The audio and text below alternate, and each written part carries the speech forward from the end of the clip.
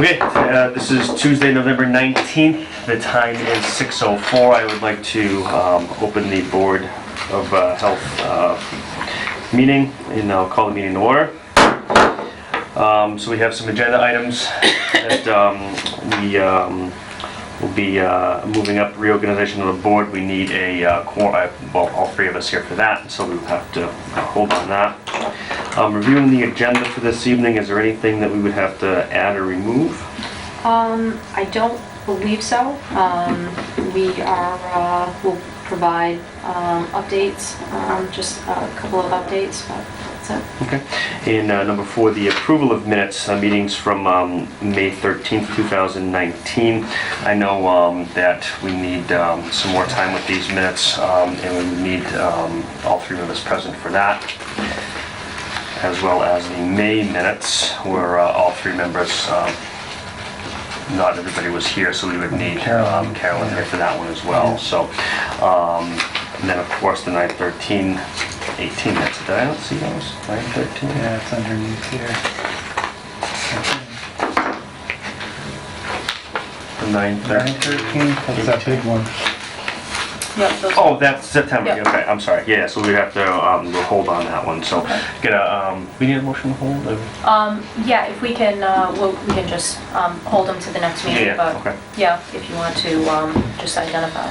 Right, and moving on to the agenda, it is now 6:05, which we have a discussion regarding the tobacco regulation. Okay, thank you. So, we wanted to, in your packets, we have pretty much the latest update from the state, so the Municipal Tobacco Control Technical Assistance Program. They send out routine updates to the boards of health, just to basically let us know kind of what's happened in the past month or so. There's been a lot happening, and so we just wanted to kind of keep you updated. There is a House bill that's being discussed, the Act to Modernize Tobacco Control, and I believe it went through the House of Representatives, passed that vote, but it's going to be going to the Senate next. So just wanted to keep you updated on what's happening. I know we are talking about updating our tobacco reg, and we are moving forward on that. Eileen has a couple of updates for you. So we're moving forward on our front, but wanted to let you know there's a lot happening with the recent order from the governor and the everything that's going on with the prohibition on vape sales and so forth. So this kind of just gives you an overview of that.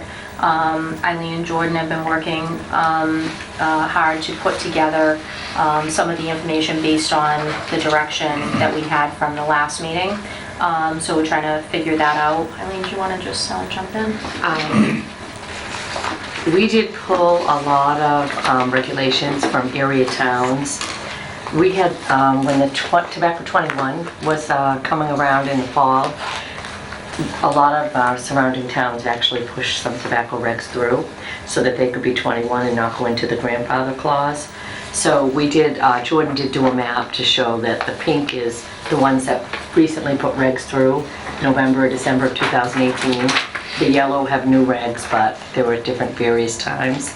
So one of the things we were talking about, the banning of tobacco sales in healthcare institutions, that actually was taken care of on the passing of the 21 tobacco regulation. They already banned that. So we had gathered information on that, but that's not one that we need to consider.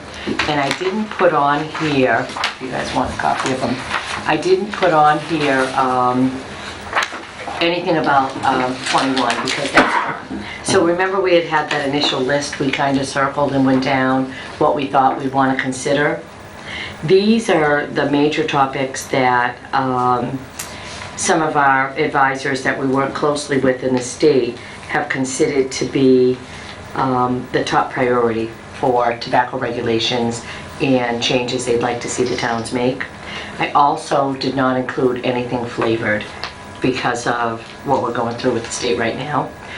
So we're still gathering, looking through all of this information, but are kind of waiting to see what the state's going to do with the flavored, because if that doesn't go in a direction that they think they want it to go in, we would probably make this graph a little bigger to see what your thoughts would be on flavored tobacco. So there's several of our surrounding towns that are banning all of the items that they consider the top priority. We had gone through that exercise and circled some more that were priorities to us, like distances of stores, but the capping of how many permits we give out was one of them, so I added it. And then again, there were 3 or 4 that were taken care of from the 2018 state regulation. So I think some of the important one, and you can kind of see from Eileen's graph here, is packaging. So packaging seems to be maybe an easy one, though a lot of towns have done, having like a minimum number, so somebody can't go in and buy, 1 or 2. They have a minimum amount that you go in and buy, and then they also have a minimum price. Right. So currently, right now, if you go in the store, you'll see displays, and they'll have 2 cigars. They're flavored, so they're called the blues. There'll be 2 cigars, and they do a sale, 2 for 99 cents. So that's catered to someone that may not have as much money and likes a grape or an apple or a blueberry, and they can come in and buy 2 tobacco products, cigars is what they actually are, for 99 cents. And if the state has opined, and they come out with it all the time, that if you increase how many have to be in the packet and increase the price, so you're limiting how low they can go, that we can kind of avoid that targeted group, which is the minors.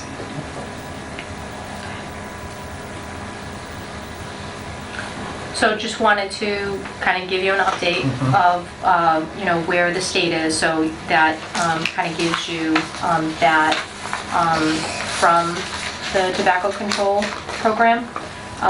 And then also on the front for locally, we're looking to gather the information to present it to you and see, if we want to continue in that direction. I think a lot's going to happen, at the state level in the next, in the near future. So I think that we can keep, obviously, our eye on that and keep you updated on that. Excellent. Thank you. All right, moving on, we have director's items. Sure. The animal control, just again, a dog license reminder. The new licenses are, I believe, available next month to be able to get the new dog license. We encourage everybody to do that and to avoid any late fees or any citations on that.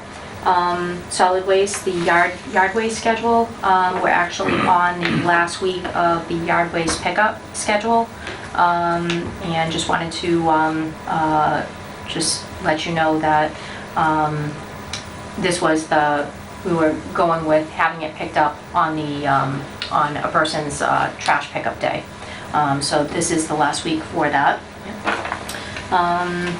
The emergency preparedness, I believe, Eileen, do you have any updates for the last?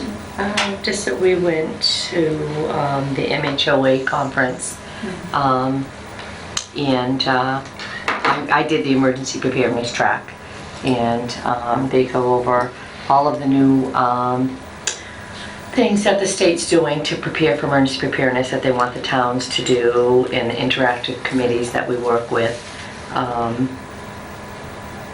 That was kind of standard. Okay. The, I think we did it, right? The flu clinic drill, did I tell you about the flu clinic drill? I don't think so, because from the last meeting. October 25th, okay. I know that was it was an idea that you were going to, So we did do it. We actually held it at the senior center, and they had us set up, you try to set up within 10 minutes to get everything going. And we used Captain Greg Moran from the fire department. He was our patient that went through, and he was able to critique as he went, as if he had a disability, or if he was elderly, or if he didn't understand, and went through each section. And actually, it was wonderful not to have just one of us who might have just carte blanche went through. So we did make some adjustments, and it went very well.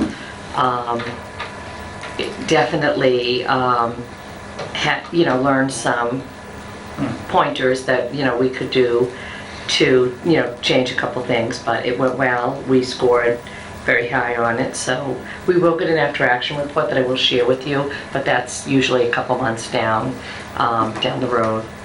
So this was a mini one. Next year, we'll wait on the state, but the state will probably require us to do a larger one, like a full scale, which would be in the high school.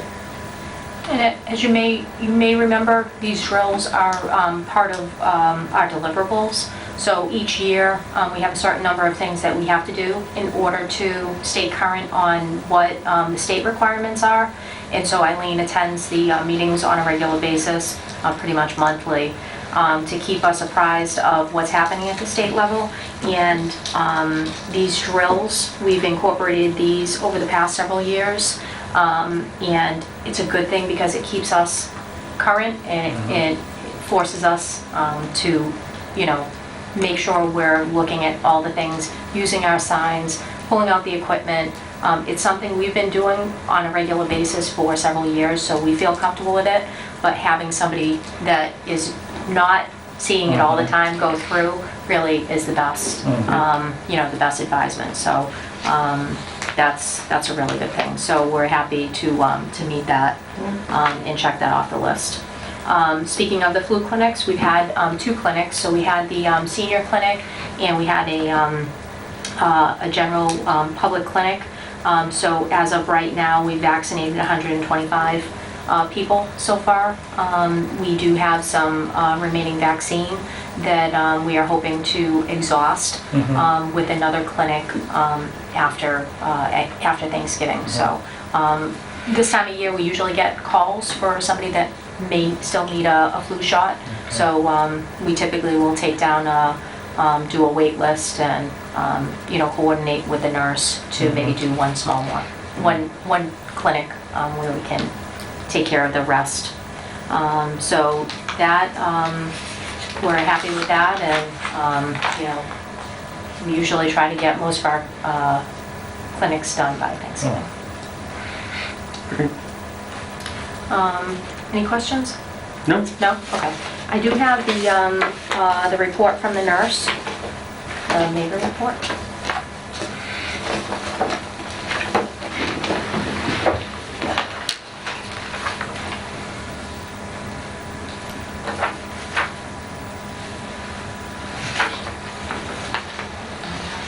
Yeah. Okay. What's that? Okay. Yeah. This is, was this new since the last meeting? Like these are new cases? Yeah, so this is It's a new as format of, too. Yeah. so it's from this period, from Oh, the I didn't end of see that. September to the end Okay. of October. Okay. It's not the format that we're used to seeing. Right. And Cheryl is going to try to see if they can compact it, move it back to what it was, but they did an upgrade on the evening, and this is how it comes out now. Okay. But they do, typically on the reports, they'll identify this. Mhm. So typically when we're meeting, you're gonna see it from maybe the month before, Right. in and around. Excellent. Okay. And if you ever need Cheryl to come, she can come to one of our meetings, Okay. to answer any questions about Maven. They do have quite a few things going on with Maven that they're notifying us about, so there might be changes to forms that we're seeing. Okay, so for inspections, Eileen has an update on what our process is for the end of the year. Yeah, so we are in November, and Paula worked all day on preparing us for renewals. So we have about 163 renewal letters that'll go out to all the establishments that we permit for food. There's many other items that aren't under food, our septic haulers, our trash haulers, our disposal works installers, they all renew at the end of the year. But we focus first on food so that we can get it out. They can supply us with the information and the fee they need and have it back by mid-December. So we do have a meal merge program that we put together. Paula scrubs it at the end of the year to make sure if there's any closures, openings, changes, additional permits, removed permits. And she worked really hard on that, and each year we add something different that we're trying to collect to try to pull together the information for emergency preparedness, for different programs that we're running. So we'll work on that and tailor the letter to what we want to collect for data this year. They should go out by the end of the week, and I think we're looking at a December 16th date to have them returned. So it's kind of a big process. Jordan will be involved in it when they come back to make sure she has all the people in charge and all the certification she needs. And but by end of the year, beginning of January, we should have everything that we need to close it out. And on these renewals, over the past several years, we've been able to kind of modify them according to what we're seeing out in the field on inspections and based on calls coming in. So, we're trying to be able to have an open relationship with the business owner so that we can be in contact, have, emergency contact numbers, and be able to connect with them on different things since we are in there so often. So We had a big change in the food code this year, and Jordan did a lot of work to see what the state would put out for sample procedures for some of the additions to the code that, especially some of our smaller establishments, they're not in the corporate world, so they don't have someone, in a corporation sending them the new paperwork that's required. So Jordan worked hard. They have a new reg in there for cleanup toolkits if someone were to have vomiting or diarrhea in the restaurant. And the state understood that people needed a guidance document, and they did prepare one. So Jordan's working on that. We're going to add that to the renewal so we can get that out, especially to our establishments and business owners that may not have an entire team behind them that can just whip up these documents.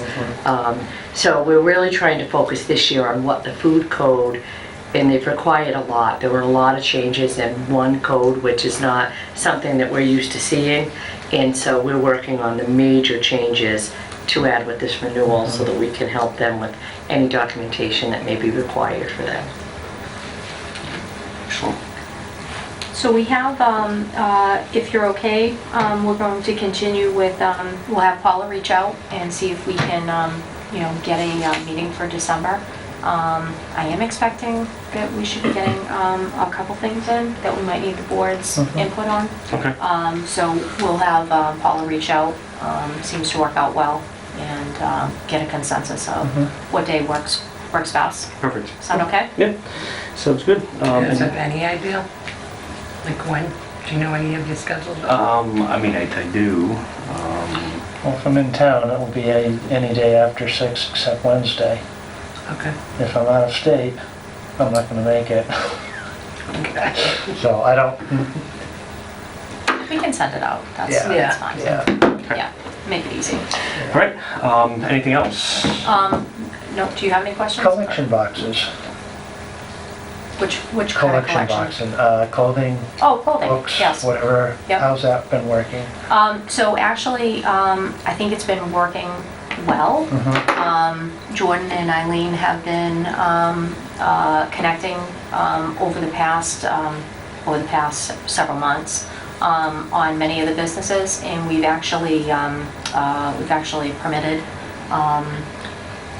most Most of them. most of them. There are some that we continue to have, working with to try to figure out what, if they're missing a certain thing, if they don't have it properly labeled, or it's not meeting the exact spec. So I know there's still It a has been few, extremely but- educational Yeah. to learn all of the people involved and why there's been such a time delay. There's a landowner involved, there's a bin owner involved, but that bin owner may not be the owner of the nonprofit, and it has to be a nonprofit for them to file a certain way. And then there still can be a fourth owner who's the owner of the company. So as we were reaching out and people were responding and they weren't getting us what we needed, we really started drilling down to find out why. And in one particular site, there's 4 owners. And so the owners that were applying to us were only filling out what was applicable to them. And through due diligence of Jordan and her coming back to me and Darlene and us listening to what she was saying, we realized, and I honestly had no idea there were that many layers, but there are. Okay. And so we've reached one that had all 4, and finally they were compliant. It was a really good job for Jordan to go through it all, and now we can understand going for the rest why they're only filling out portions of what we need. It's time consuming too, you know what I yeah. mean? Because you're, Phone calls? phone calls back and forth, you're not Right. talking to the right person. Well, we only pick up, but this is the person that really owns it, so to kind of go back and forth and figure that out, and then, trying to explain the regulation, several times, or you're sending this, in detailed email to these people, but this isn't the right contact, so it's a learning experience, just like any regulation Right. we put in place, Right. but we're definitely moving forward. But I think once you've gotten through all that agony, if you will, Yes, then you'll have the information, the contact is, which was the primary reason Right. behind the Yep. regulation anyway. So should there be a problem, Right. Yep. you're not gonna spend 3 weeks trying to track somebody down. It We immediately kinda got knew- quicker once we went through the first and realized, Yeah. now we would know who to contact, yeah. Now, do I these bins didn't, have a decal, a sticker, or anything Yes. like that on? And where are they located on the bins? On the front? They should be on the front. Okay. They're sized appropriately. They have the information when you pass the bylaw that we asked for the company name, the owner's name, telephone number. it has a number, right?